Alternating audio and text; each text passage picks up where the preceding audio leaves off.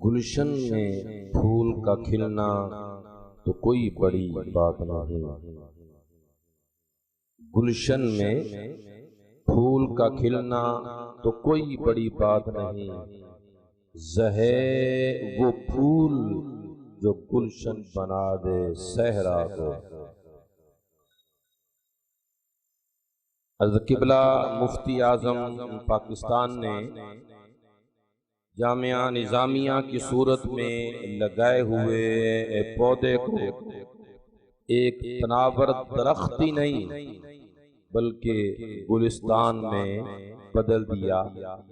آج 8000 کے قریب طلباء و طالبات اس گلستان مفتی اعظم پاکستان، اس دسترخوان مفتی اعظم پاکستان سے علم کے ٹکڑے چن رہے ہیں۔ اس تقریب سعید اس صدر گرامی اور جامعہ نظامیہ رضویہ کے روح رواں اہل سنت و جماعت کی آن بان شان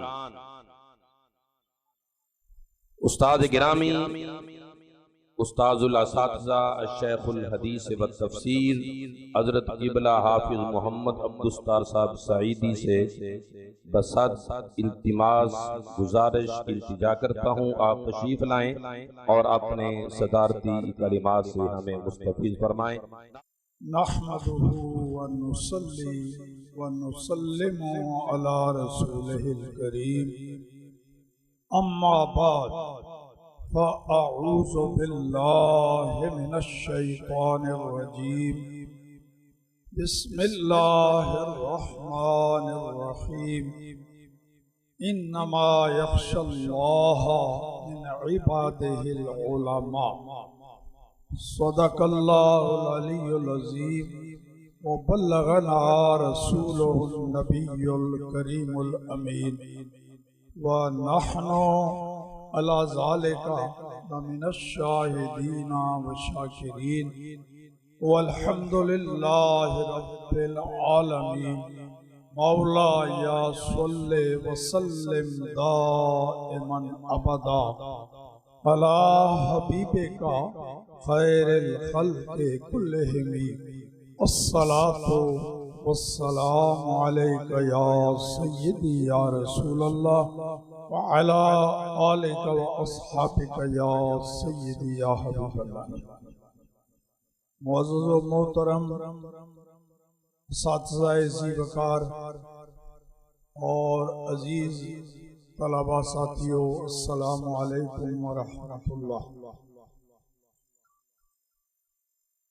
منطق میں آپ پڑھتے ہیں جی دلیل دو طرح کی ہوتی ہے، ایک دلیل لمی ہوتی ہے اور ایک دلیل انی ہوتی ہے، یعنی علت سے معلول کی طرف آئیں تو اس کو دلیل لمی کہا جاتا ہے، سبب سے مسبب کی طرف آئیں تو دلیل لمی، اور اگر الٹ ہو معلول سے علت کی طرف یا مسبب سے سبب کی طرف وہ دلیل انی۔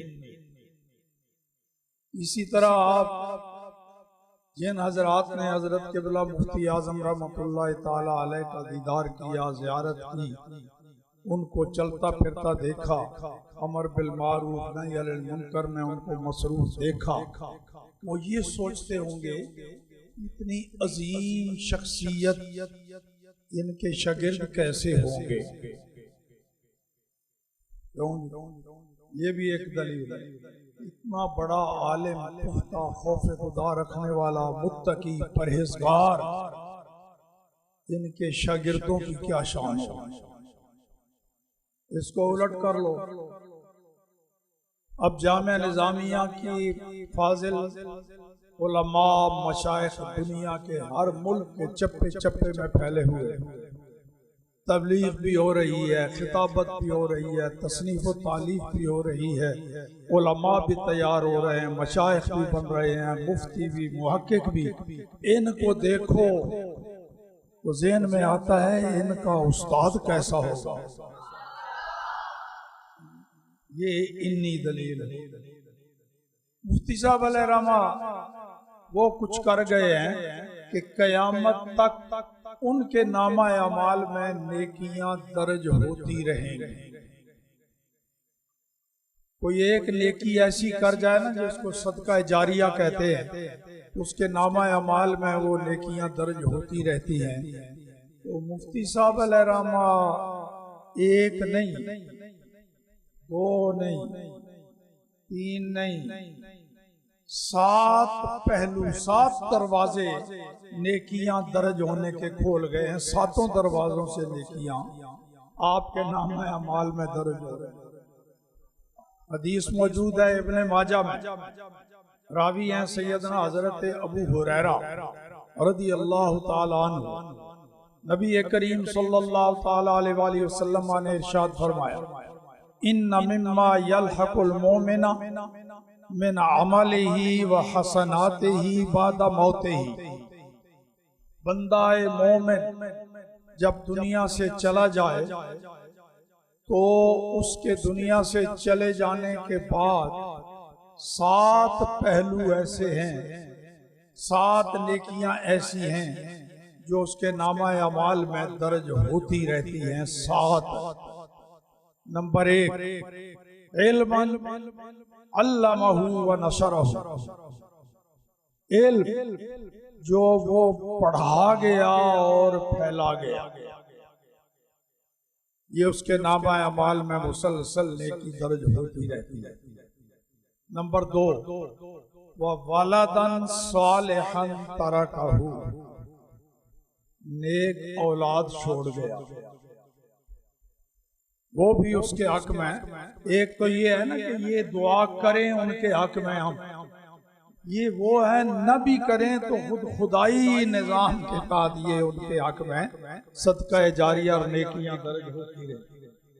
نمبر 3، او مصحفا ورثہ، دینی کتابیں چھوڑ گیا، قرآن حدیث دینی۔ مفتی صاحب چھوڑ گئے کہ نہیں؟ نیک اولاد چھوڑ گئے کہ نہیں؟ علم پھیلا گئے کہ نہیں؟ نمبر 4، او مسجدن بنا ہو، مسجد بنا گیا۔ مفتی صاحب نے تو کئی مسجدیں بنائیں، سب سے بڑی مسجد رضا شیخو پورہ میں، دیکھ کے طبیعت خوش ہوتی۔ نمبر 5، او بیتن لابن السبیل بناؤ، کوئی مسافر خانہ بنا گیا مسافروں کے رہنے کی جگہ۔ یہ دینی مدرسے کیا ہیں، یہاں مسافر رہتے ہیں کہ یہ بھی بنا گئے مفتی صاحب۔ نمبر 6، او نہرن اجراہ، پانی کا انتظام کر گیا پینے کا، ٹینکیاں بنوا گیا، سبیل بنوا گیا۔ جتنے مدرسے بنائے مفتی صاحب نے اتنی ہی پانی کی ٹینکیاں بھی بنا گیا۔ نمبر 7، او صدقۃ اخرجہا من مالہ فی صحتہ و حیاتہ، وہ صدقہ و خیرات وہ اپنی زندگی میں، اپنی صحت کے زمانے میں جب خود ضرورت ہوتی ہے مال کی، اس زمانے میں اللہ کی راہ میں صدقہ خیرات تقسیم کر گیا۔ یہ 7 پہلو ہیں جو مفتی صاحب علیہ رحمہ کے نامہ اعمال میں نیکیاں درج ہوتی رہی۔ وآخر دعوانا ان الحمدللہ۔